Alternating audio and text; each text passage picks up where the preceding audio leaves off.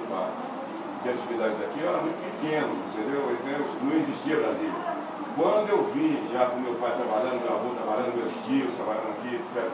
Meu pai fez a planta de transmissão, meu avô e meus tios trabalhando na terraplanagem, como é que chama?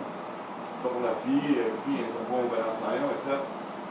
Eu conheci assim, encontrando um sujeito que tinha um barracão de comida, onde hoje é o Conjunto Nacional, um vão que tinha assim, que não tinha também nada, entendeu?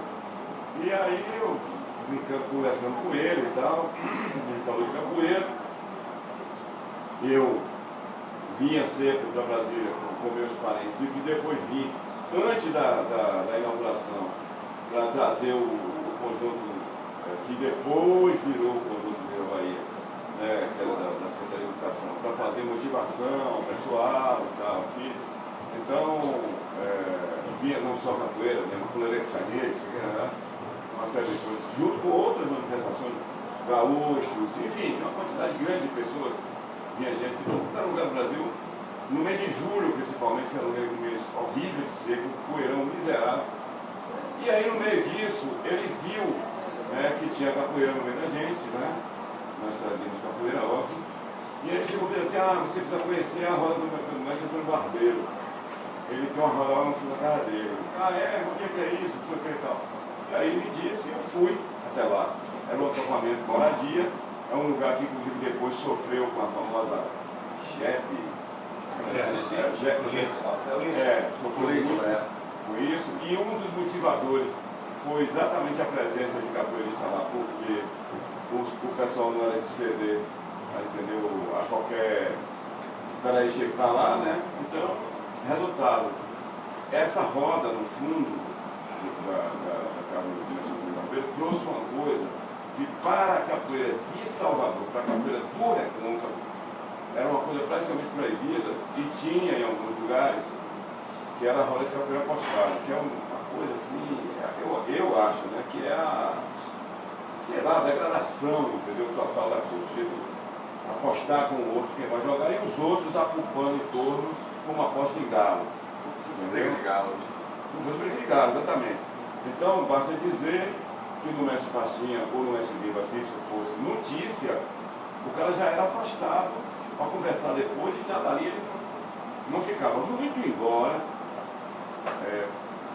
Do meio da gente, de gente conhecida, tinha um que é um santo de pessoa que era viciado na roda do Surucucu, lá na Bahia, lá em Pernambuco, e todo mundo trata ele como se fosse assim, uma pessoa, assim, pela novidade, obviamente, né? Então, mas é uma figura difícil, não sei, como disse Cristo, entendeu? E os outros que faziam parte disso, mas coincidentemente os dois têm o mesmo jeito, né? Que são pessoas muito conhecidas e tal.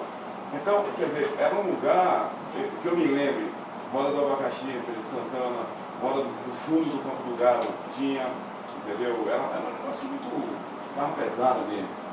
E isso, por exemplo, quando eu cheguei a saber que existia isso aqui, eu perguntei a Ivan como era o nome, né?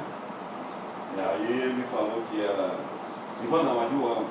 Como era o nome, ele falou que era Hipólito, não sei o que, e tal, eu fiquei pensando, mas que coisa engraçada. Alguém tem que dar o nome de Gengibirra, né, para um lugar que seja um lugar de encontro social, entendeu? Porque o clube da capoeira, o clube educado da capoeira era no Gengibirra. Quando eu fui ao Mestre Barbeiro, para fechar o ciclo da conversa, eu fui em busca disso. Porque eu fui menino indo para o Gengibirra, eu morava perto, morava no Porto Abraço, indo para o Gengibirra com o mestre Naíra, com o mestre Valdemar, agarrado na ponta da calça dele, porque era menino pequeno, então eu ia mais parar, que eram os bravos de lá e coisa e tal. Minha mãe e meu pai entregavam para eu ir junto com ele. E no Gengibirra você ia de manhã com a missa, depois com uma conversa pastoral, coisa mais louca. Aí tinha um dominó, dama, não sei o que, uma comida, aí descansava e tal. E aí então acontecia a capoeira, que ficava mais ou menos no sol frio, às 4h, até umas 8, até a hora do último gole. Entendeu? Quer dizer, eu estava habituado a isso. Quando eu cheguei lá, não era isso. Entendeu? Era uma roda muito dura, inclusive com uma capoeira muito seca, se não tinha berimbau, tinha nada. Né? E eventualmente, assim, vinha alguém com um berimbau, mas não era roda. Senhor, mais ou menos? Não entendi. Como aquela de senhorzinho. Olha, veja bem, eu não gosto de falar essas coisas de estilo, não, sabe? Hoje está muito. Nosso inimigo continua sendo aquele velho inimigo, o mercado.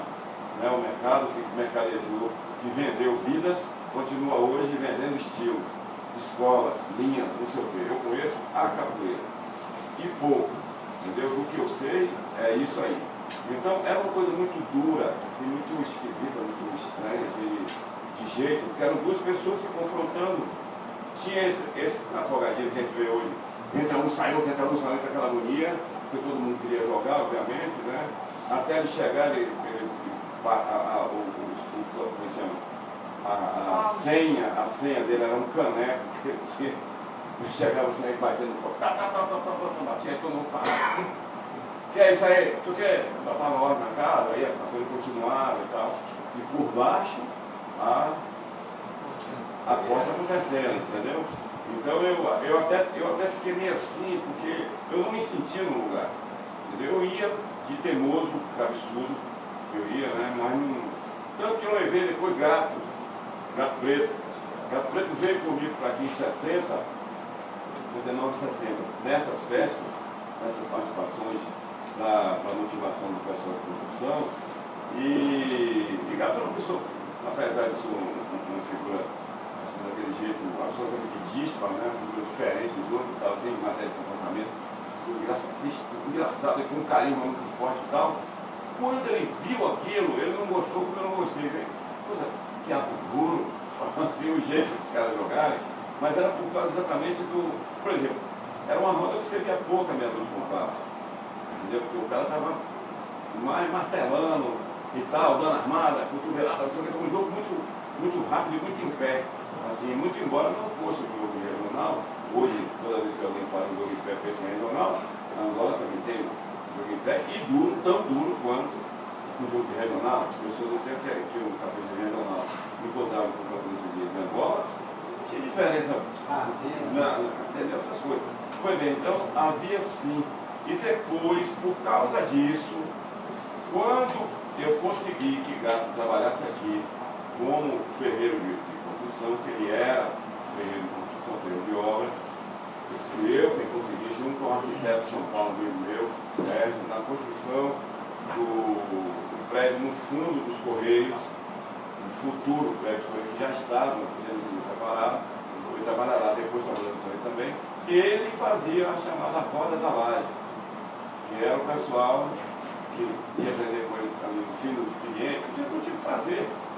Às vezes não tinha que fazer nada. Entendeu? A história do Brasil não tem esquina vem desse momento que ninguém se encontrava. Entendeu? A ideia de esquina do vértice, você ir, quando você está aqui também e tal, não tinha isso, era uma coisa muito etérea, muito seca. E aí o pessoal, quando tinha essas motivações, claro, não quis se procurar. Por exemplo, havia um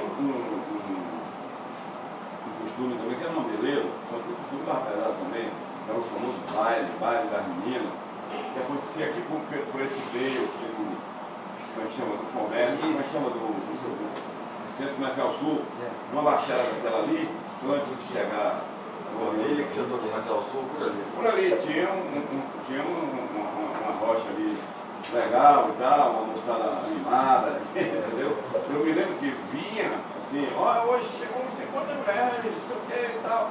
Aí elas vinham para dançar, entendeu? Não para dançar, porque você depois da família dele dois. Mas era para dançar. E esse lugar sobrava coisa complicada depois, né? Sobrava coisa manchada de vermelho sem botão. Entendeu? Não era capoeira, mas era uma coisa desse tipo. As pessoas se encontravam muito, assim, se buscavam muito, porque não havia nada. Nada assim que eu falo, não havia nada no sentido de nada social, assim, que facilitava.